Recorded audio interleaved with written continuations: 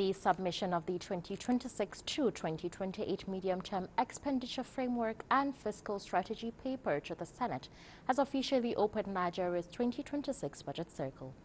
At the center of the proposal is plan to borrow 17.89 trillion naira, largely from domestic sources, and a smaller portion externally to finance the 20.12 trillion naira budget.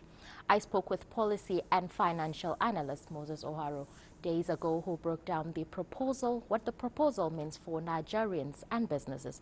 We'll bring you that conversation now. Thank you, Mr. Owharo, for coming on the program. It's my pleasure to be here. Let's begin by establishing what stands out for you in the 2026 to the 2028 MTEF FSP budget proposal. Well, we from the private sector is already experiencing a very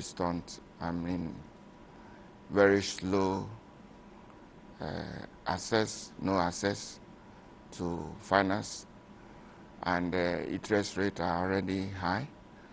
So with this new cycle that is coming, I think the priority should focus on the private sector access to finance and see how best this cycle we grant or provide the environment to enable the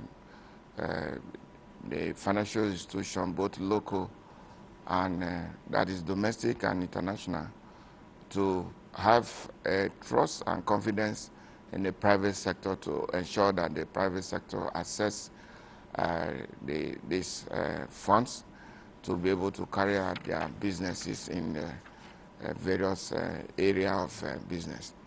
If you focus very much on the private sector, it means we are going to have a very vibrant economy, because the private sector is the backbone of every economy. The government cannot do everything alone. We need the private sector to really key into the mainstream of the activities of the national development. We have seen that delay in releasing budgets have some constraint.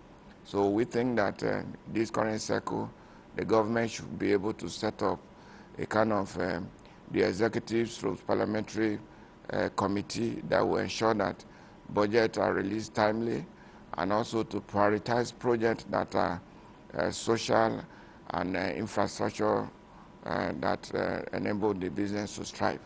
So this budget cycle, I think, it is going to put some kind of pressure on the already existing pressure. It's much more pressure. Borrowing from outside, you have to look at the interest rate. You have to also look at the current exchange rate. Right now, we are looking at between 1,500 naira to $1. And if this is not well managed, therefore we are going to have it more increase, an increase in the exchange rate. So the burden will fall on the middle and the small businesses that are not having access to already challenged financing system. So we think that budget, as it has been passed, it should be released on time. The institutional MDAs that are going to be allocated these monies should also make sure that they provide a medium for SMEs, NGOs to have access to early funding, so that they can all work together to ensure that the next year coming, there will not be so much pressure. Already we have pressure. There is so much crisis here and there. And if you are able to provide the economic empowerment, access to finance, well, it will also help to reduce. As the 2026 budget process moves forward, what should ordinary Nigerians expect? Yeah, ordinary Nigerian businesses should buckle their belt and look out for access to where they can get some kind of financing. We know that the Ministry of Finance and the Central Bank have allocated some SME funds which are not really accessible. The bank are to help sensitize private sector and the SMEs and the NGOs, they even at the local government level to be able to go and access such fund. That will support agro processing. That will support the climate finance, small and medium enterprises to access this fund. Capacity building is very necessary. So government should ensure that they strengthen institutions that have to do with the private sector and the SMEs and the NGOs, like the Ministry of Humanitarian Affairs, then the Ministry of Agric, then the Ministry of Social Welfare and Trade. The arm of trade should be also strengthened, and awareness should be highly focused on to ensure that they are not deprived, they are given access to this credit facility, and priority should be given to these areas. Mr. Owharo, now let's look at revenue assumptions underpinning the 2026 budget. Do you think they are realistic?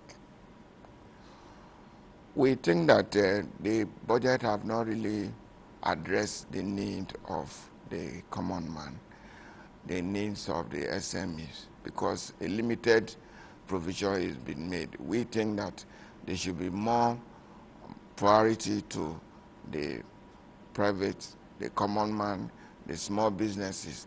They should focus on that. The institutions that are responsible to address these small, medium enterprise organizations and businesses should be empowered more and to ensure that they have access to this money when it's being disbursed. I think that is the main area that government should look into, to be able to ensure that the ordinary citizens can have access to this allocation that is being brought on board for the Nigerians themselves to have impact or feel what the government is providing. We want to appreciate that the current government, Bola Tinubu, have interest, and that is why he ensured that the autonomy for local government, they go and assess their funding from the state to the local government. And we believe that a mechanism that will ensure that money is disbursed, and that's a transparent way of ensuring that the money disbursed reach the local community and also reach the intended beneficiary. Now, there should Mr. be Owharo, with your mentioning money, let's talk about the borrowing plan. Would you say 17.89 trillion naira in new borrowing is too much for the economy at this present time? Yeah, it depends the source of this money. You say we are going to get from both the local and the international level. And I know that a component of it should be able to look at grants and grant facility, technical facility. If we're able to get those grant and technical facility, that will be able to help reduce the impact of this high interest rate. And at what cost is government borrowing from the local or domestic borrowing? And at what cost is government borrowing from the international level? You know, if we are borrowing and then using naira to pay back the loan, it will be okay. But if we are borrowing and then we are paying with a dollar, we have to use more naira to buy more dollar, and then at the end of the day, the nation as a whole will be owing, and it is passed on to the citizens. It affects the citizens. I don't think that's the best way to go. We think that they should be able to look out for a cheaper way of accessing funds, and government should concentrate on ensuring that there is productivity so that exports can generate the needed revenue for Nigeria to run their businesses and so on and so forth. I think that's the way I think we should go. So the source of borrowing is very important. The interest rate they are borrowing is very important.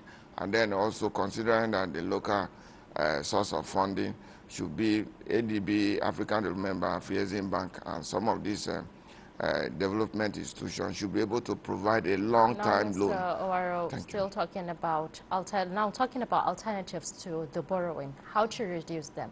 Should we maximize revenue to block leakages or expand the tax net? No, I think the focus should be on briefly maximizing the revenue generation, and also making sure government makes sure that it provides an atmosphere that make business to thrive. These are the two key areas I think we should government should focus on. Thank you very much, Mr. Owharo, for your time. Thank you. Good afternoon. Thank you.